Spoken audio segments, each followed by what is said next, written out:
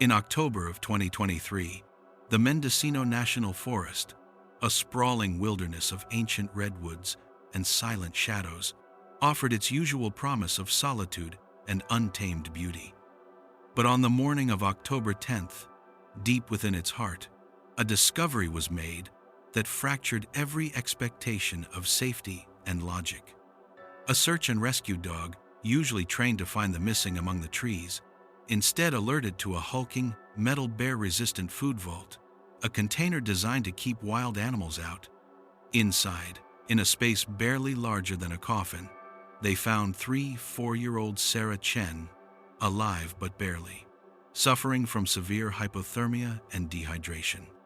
She was locked inside a vault designed, by every engineering principle, to be impossible to open from within. How had Sarah Chen, a meticulous and experienced camper, ended up in a prison she could not have created for herself, 30 feet from her own perfectly intact campsite? This is the story of a vanishing and a discovery that defies explanation. The impossible conclusion, however, was preceded by a meticulously planned beginning. Sarah Chen, a 4-year-old software engineer, lived a life of precise order in the bustling digital heart of San Francisco. Her days were a symphony of code and logical constructs, her mind always anticipating the next problem, the next solution. Her deep brown hair was perpetually pulled back in a practical ponytail, a testament to her understated efficiency. Her observant, intelligent eyes, which crinkled at the corners when a rare smile broke through, missed little, processing the world with a quiet, analytical intensity. When the demands of the tech world grew too chaotic, Sarah found her antidote not in further complexity, but in the stark, predictable challenges of the wilderness. For Sarah, the backcountry was a place of order, where the rules were clear, the consequences tangible, and self-reliance was the highest virtue. This particular trip, planned for early October 2023, was no different. It was to be a solo expedition into the remote reaches of the Mendocino National Forest, a landscape she knew well, where towering redwoods and Douglas firs formed a dense, protective canopy. The air there always carried the sharp, invigorating scent of pine needles and damp earth, a welcome contrast to the city's exhaust. For weeks, Sarah had meticulously prepared. Her apartment, usually a minimalist testament to efficient living, became a staging ground for gear checks. Every buckle, every seam, every calorie count was reviewed. Her lean frame, accustomed to long hikes, moved with an almost ritualistic precision as she packed. On the morning of October 6th, the Friday before her planned departure, Sarah made her final preparations. She logged on to the Mendocino National Forest website, navigating directly to the permit application portal, her fingers flying across the keyboard with practiced ease. Her itinerary was detailed, her emergency contacts clearly listed. Among them, prominently, was her younger sister, Maya Chen. Maya, 32, a vibrant marketing professional, was Sarah's anchor to the urban world, her voice often bubbling with warmth and a playful teasing tone. Though they were distinct in their approaches to life, Sarah seeking solitude, Maya thriving on connection, their bond was unbreakable, built on years of shared understanding. That afternoon, Sarah drove her Subaru Outback, already laden with gear, to the Mendocino National Forest Ranger Station. The air, crisp and cool even in the midday sun, promised the perfect conditions for her trip. Inside the rustic station, she met Ranger Miller, a seasoned guardian of the forest in his late 50s. His face, etched with the lines of sun and wind, spoke of decades spent under the open sky. His hands, calloused and strong, moved with a quiet authority as he reviewed her permit. "Good to see you again, Miss Chen." Ranger Miller's voice was gravelly but clear, a voice accustomed to the vast silence of the wilderness. "Same spot as last year, Camp Whispering Pines?" Sarah nodded, her voice calm and measured. "That's right, Ranger Miller. Just need a few days of quiet before my next sprint." Miller scanned her permit, his keen, watchful eyes missing little. "Forecast looks clear. Nights will be cold, though. You're prepared for that?" "Always," Sarah confirmed, a small, confident smile touching her lips. "Four-season tent, 0-degree bag, plenty of layers." She spoke with a clear, articulate precision, her confidence quiet but unwavering. Ranger Miller stamped her permit. "All right then. Remember the bear vault at Whispering Pines. Keep all food, scented items, and trash secured. Don't want any surprises." He offered a small, knowing grin. "And you know the drill. Check in when you're out." "Will do, Ranger," Sarah assured him, taking her copy of the permit. "Always do." Before she lost cell signal, deep within the forest, Sarah sent her customary text message to Maya. It was a simple, yet deeply reassuring ritual. "At Trailhead, heading in, see you Sunday. Not bear food." It was a private joke, a light-hearted acknowledgement of the inherent risks of her passion, and a promise of her return. Maya, busy with a client presentation in the city, saw the notification pop up. She smiled, a warmth spreading through her, and quickly texted back, "Stay safe, sis. Don't let the bears get your code." The playful exchange was a testament to their easy relationship, a brief digital link between two vastly different worlds. Sarah's journey into the forest began on October 7th. The gravel road grew narrower, the canopy thicker, until the sounds of civilization were replaced by the rustling of unseen creatures and the gentle, ceaseless murmur of the wind through the branches. By late afternoon, she had reached Camp Whispering Pines, a small, designated backcountry campsite nestled in a clearing surrounded by ancient firs. It was a place of profound, almost suffocating silence, broken only by the hoot of a distant owl as dusk began to descend. With the practiced efficiency of an expert, Sarah set up her camp. Her tent, a sturdy, bright orange dome, was pitched perfectly on a flat, pine needle-strewn patch of earth. Her sleeping bag, a down-filled cocoon, was unrolled inside, ready for the cold mountain night. She collected firewood, started a small, crackling fire, and prepared a simple, rehydrated meal. The metallic glint of the bear-resistant food vault, a sturdy steel cylinder designed to keep wildlife out, stood a mere 30 feet from her tent, a reassuring presence. She systematically placed all her food, toiletries, and trash inside, securing the heavy, complex locking mechanism with a satisfying click. The next 2 days unfolded as Sarah had envisioned, a tranquil escape. She hiked the winding trails, her movements fluid and strong, her mind clearing with every mile. She read, she meditated, she simply existed in the quiet rhythms of nature. The crisp October air filled her lungs, invigorating her. The forest, with its dappled sunlight and deep shadows, was a sanctuary. This was Sarah's element, a place where her meticulous planning met the raw, predictable beauty of the wild, and she thrived. Her phone, intentionally off and stored in a waterproof bag, remained silent, a conscious severance from the digital world. Her planned exit was for Sunday, October 9th. Maya, back in her San Francisco apartment, felt a flicker of unease when Sarah's usual "I'm out" text didn't arrive by late afternoon. Sarah was precise, almost to a fault. A few hours late, perhaps, due to a longer hike or a delayed start, but never completely silent. Maya dismissed it initially. Asterisk. Probably just a dead zone asterisk, she thought. Asterisk, or maybe she's enjoying the quiet for a few extra hours. Asterisk. But as the evening wore on, a gnawing dread began to set in. She tried calling Sarah's phone, only to be met with the sterile automated message, "The subscriber you have dialed is not available." Monday morning arrived, cold and gray, in San Francisco. Still no word. Maya's unease had blossomed into a full-blown panic. This was not Sarah. This was not like her sister, who valued reliability above almost all else. The playful joke about bear food now echoed in her mind with a chilling, literal weight. Every passing minute felt like an hour.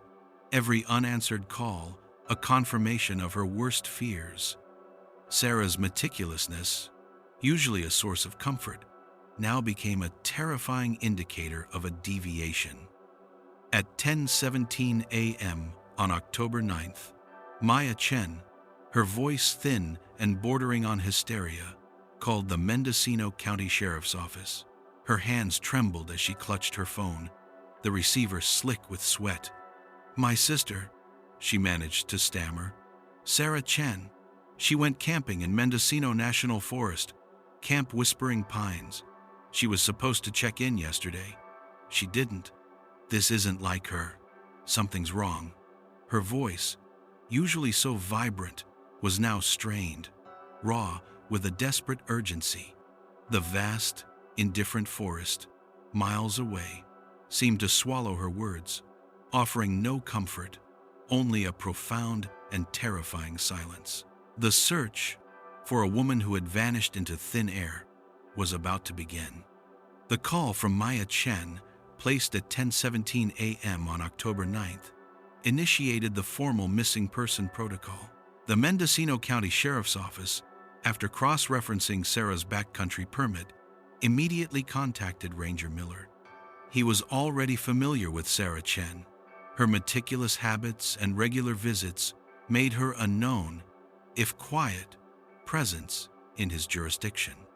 The initial reports often followed a predictable pattern: a twisted ankle, a misread map, an unexpected night out.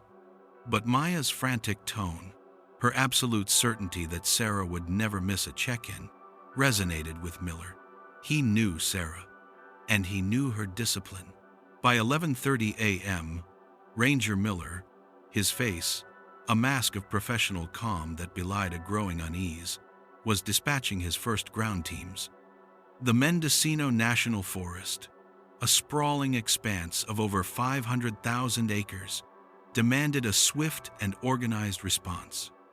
Search and rescue operations were not about luck, but about methodical, systematic coverage. Maps were unrolled, grid sectors assigned, and two-way radios crackled to life. The primary objective: locate Sarah's campsite at Whispering Pines. Her vehicle, a gray Subaru Outback, remained parked at the designated trailhead, exactly where she had left it. This confirmed her entry point, but offered no further clues to her current whereabouts. The journey to Camp Whispering Pines was itself a testament to the forest's vastness. The designated backcountry site was remote, accessible only by a winding, unpaved service road that eventually gave way to a narrow, overgrown trail. It took the initial search team, led by Ranger Miller himself, nearly 2 hours to reach the approximate coordinates. Battling through dense undergrowth and navigating by GPS, the air, initially crisp, grew colder as they ascended, and the dappled sunlight struggled to penetrate the ever-thicker canopy of Douglas firs and towering redwoods. The profound silence of the forest, once Sarah's sanctuary, now seemed to press in, heavy with an unseen presence. At 1:45 p.m. on October 9th, the first team arrived at Camp Whispering Pines. What they found was not the scene of a struggle, nor evidence of a hurried departure. Instead, it was a tableau of suspended life, a perfectly preserved snapshot of Sarah Chen's meticulous preparations. Her bright orange tent, a sturdy dome, was pitched with precision on a flat, pine needle-strewn patch of earth. The heavy dew of the morning still clung to its fabric, undisturbed. The zipper was partially open, as if she had only just stepped out. Inside, her 0-degree sleeping bag lay unrolled, a down-filled cocoon ready for the coming night, its flap invitingly open. On a small, collapsible camp table next to the tent, A lightweight cooler sat undisturbed. Beside it, a half-full enamel coffee pot rested, the faint, lingering scent of stale coffee still detectable in the cold air. A paperback book lay face down on the table, marking a specific page. Her camp chair was neatly folded beside it. There were no scattered belongings, no signs of a sudden flight or a struggle. Everything was in its place, meticulously arranged, exactly as Sarah Chen would have left it for a brief excursion. It was a scene that screamed not of a missing person, but of someone who had simply vanished. Ranger Miller surveyed the campsite, his keen, watchful eyes missing nothing. He moved slowly, deliberately, his boots crunching softly on the pine needles, careful not to disturb what might be crucial evidence. His lifetime of experience in the wilderness had taught him to read the forest, to understand the narratives written in disturbed earth, broken branches, or scattered gear. But here, there was no narrative, only an uncanny neatness that defied explanation. "She was just here," one of the younger rangers whispered, echoing the thoughts of the entire team. "It's like she stepped out for a minute and never came back." Miller nodded, his jaw tight. Exactly. No signs of an animal encounter. No blood, no torn fabric, no scuff marks, no indications of a fall nearby. This isn't a typical missing hiker scenario. The absence of chaos was itself a profound anomaly. Most missing persons in the backcountry left some trace, some hint of the circumstances of their disappearance. Sarah Chen had left nothing but a perfectly preserved ghost of a campsite. The bear-resistant food vault, a sturdy steel cylinder, stood 30 feet from the tent, just as Sarah had noted on her permit. It was closed and securely locked, its heavy metal door sealed. Miller approached it, examining the complex locking mechanism. No signs of tampering, no scratches or forced entry. Whatever had transpired, it had not involved a struggle to access the vault. The immediate area around the campsite was meticulously searched. The ground teams, now augmented by additional personnel, began grid searches, moving outward in expanding circles. Every tree, every rock, every depression in the earth was scrutinized. They called out Sarah's name, their voices echoing briefly before being swallowed by the dense forest. But the vast, indifferent wilderness offered no response, no whisper of a clue. The silence, profound and almost suffocating, became an active participant in the search, seeming to mock their efforts. As the afternoon wore on, the air grew colder. The sun dipped lower, casting long, dramatic shadows that quickly deepened into twilight. The first night of the search descended, bringing with it a profound chill characteristic of high-altitude forest in October. Temperatures were predicted to drop well below freezing. Every passing hour increased the urgency, the danger to Sarah's life. Even a meticulously prepared camper like Sarah Chen could not withstand sustained exposure to such cold without shelter. Back in San Francisco, Maya Chen was a coiled spring of raw nerves. Her phone, a constant extension of her hand, remained silent for any news. She made repeated calls to the sheriff's office, to Ranger Miller, her voice growing thinner with each unanswered question. "Any news? Anything at all?" she'd ask, the words catching in her throat. The updates were always the same. "We're still searching, Miss Chen. The campsite is secure. No signs of struggle." Each phrase, meant to be reassuring, only fueled her growing confusion and dread. How could there be no signs of struggle? Sarah was resourceful, strong. If something had happened, she would have fought. Ranger Miller, deep in the forest, was grappling with this very question. His professional calm was being tested. Sarah Chen was an experienced solo camper. She knew the risks, respected the wilderness, and prepared for every contingency. Her gear was top of the line.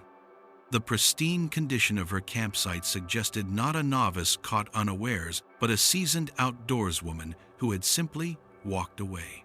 But where? And why? And why leave behind a half-full coffee pot, a book, a ready sleeping bag?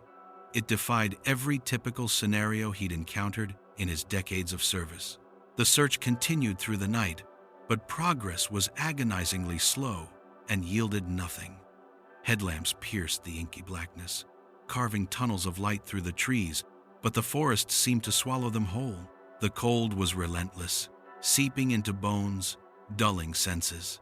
The teams, exhausted and increasingly frustrated, were forced to acknowledge the growing probability of hypothermia for Sarah. Hope, once a flickering ember, began to dwindle with each passing, silent hour. The following morning, October 10th, broke cold and gray. The rising sun, when it finally pierced the dense canopy, did little to warm the frigid air. More search teams were deployed, including K9 units, their specialized noses keen to pick up any scent. The perimeter was expanded further, reaching into more rugged and remote sections of the forest. The methodical search continued, grid by painstaking grid, but the results were grim. Nothing. No footprint, no discarded item, no broken branch, no sign of Sarah Chen. Maya received another call that morning. Ranger Miller's voice was weary, his usual gravelly tone now tinged with a profound sense of bewilderment. "Miss Chen, we've covered a significant area around the campsite. There are no indications of a fall, no signs of an animal attack. It's unprecedented for someone as prepared as your sister." He didn't say the unspoken words, but Maya heard them clearly. Asterisk. We don't know what happened. We have no leads. Asterisk. Maya clutched her phone, tears silently tracing paths down her cheeks. But she's out there, Ranger Miller. She has to be. Her voice was a raw plea, a desperate whisper against the crushing weight of the unknown. The forest, miles away, remained utterly silent, an indifferent witness to a mystery that deepened with every passing minute, seeming to hold Sarah Chen's fate in its vast, unyielding embrace. 48 hours had now passed since her last known contact, and the search had yielded only one perplexing truth. Sarah Chen had vanished, leaving behind only an impossible, undisturbed absence. Sarah Chen awoke to the sterile scent of antiseptic, the soft hum of hospital machinery, and the overwhelming confusion of a memory utterly blank.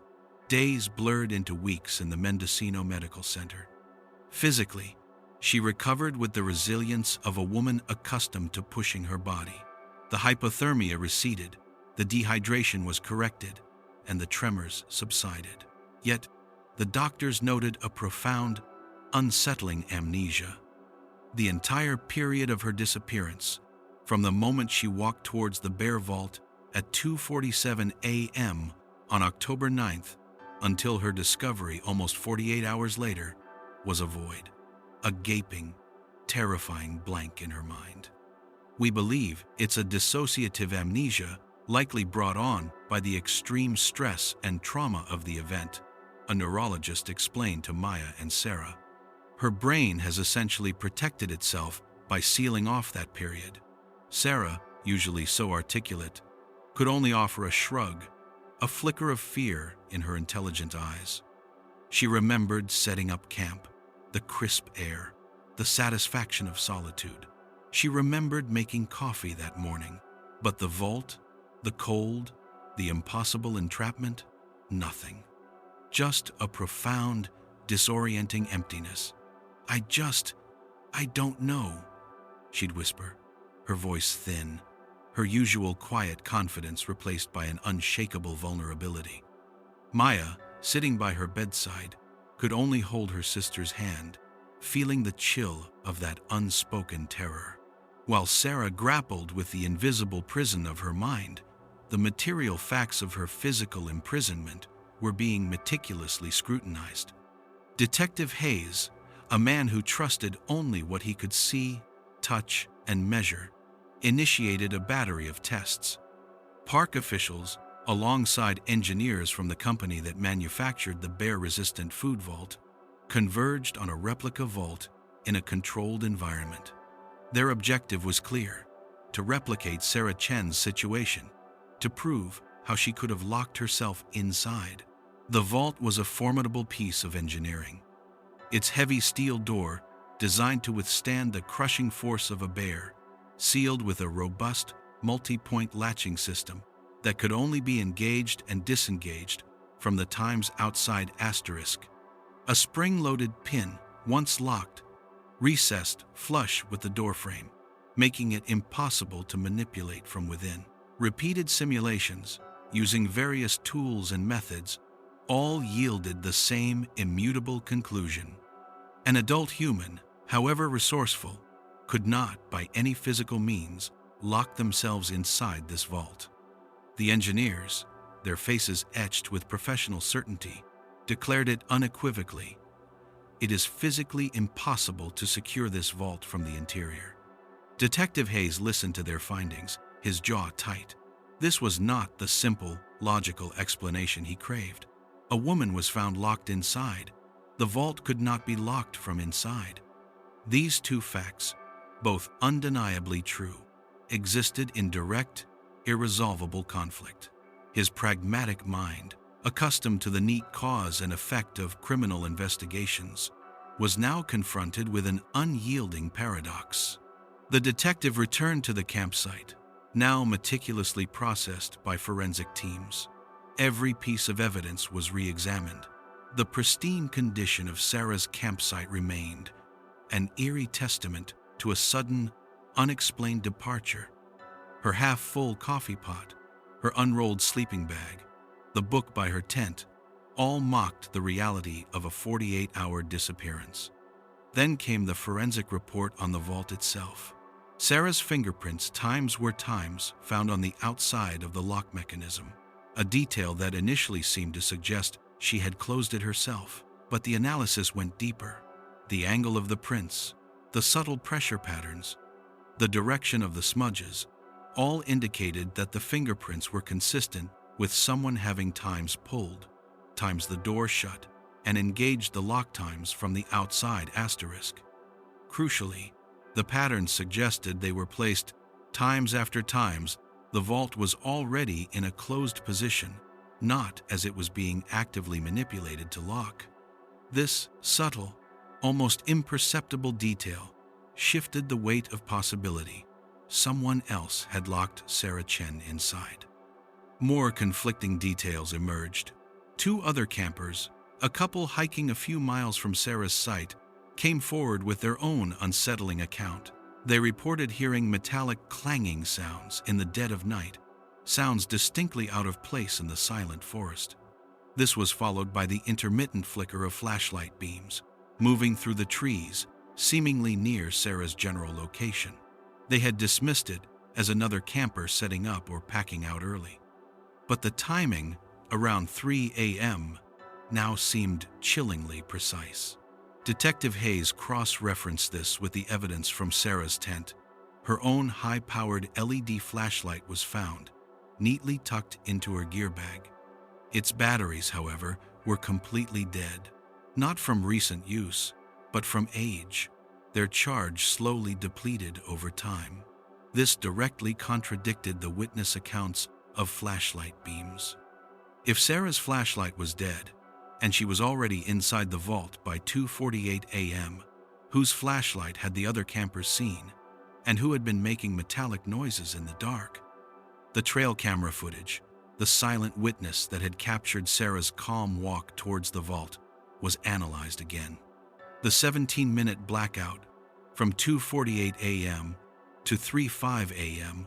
was deemed a technical glitch, a common occurrence in older models, especially with fluctuating power.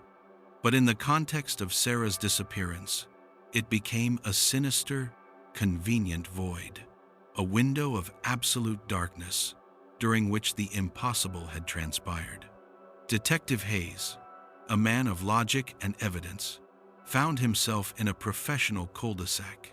He had eliminated self-infliction, accident, and simple misadventure. There were no signs of a struggle, no evidence of a forced entry.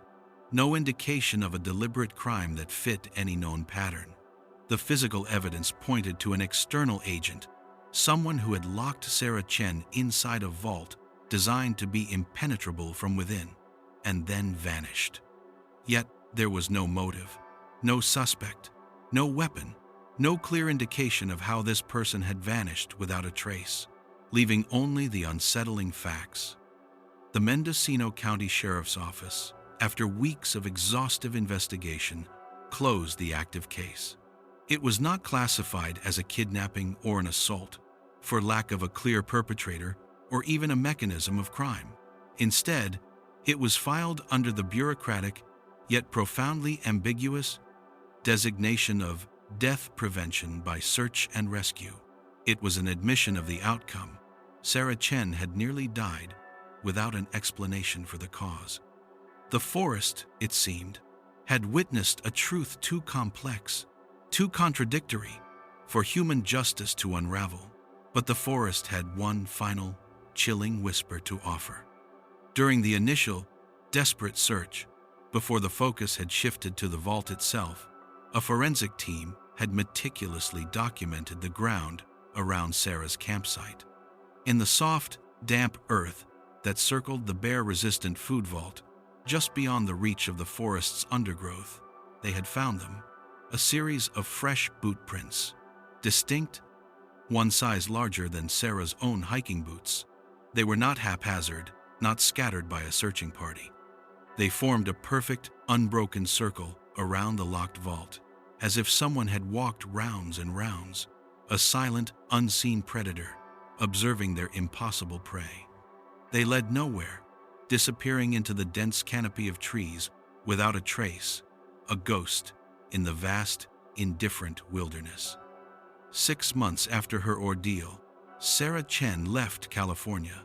The bustling streets of San Francisco, once her refuge, now felt suffocating. The towering redwoods of Mendocino, once a source of peace, had become a symbol of profound dread. She never returned to camping, never again sought solace in the silent embrace of the wild. The incident had left an indelible mark, not just in the blank spaces of her memory, but in the very core of her being. The meticulous planner, the confident solo adventurer, was replaced by a woman forever shadowed by an unshakable sense of vulnerability, haunted by a truth she could neither remember nor explain. The Mendocino National Forest, vast and ancient, returned to its indifferent silence. Its towering trees continued their slow, majestic growth, their dappled sunlight hiding as many secrets as it revealed. The bear-resistant food vault remained, a sturdy metal cylinder in a remote clearing, a testament to human ingenuity and ultimately to human bewilderment. The questions lingered, echoing in the rustling leaves and the distant hoot of an owl. Who had locked Sarah Chen inside? Why? And how did they vanish without a trace? The forest held its counsel, a silent witness to a mystery that remained unsolved, a chilling testament to the persistent unknown that can lurk even in the most beautiful, meticulously planned for places.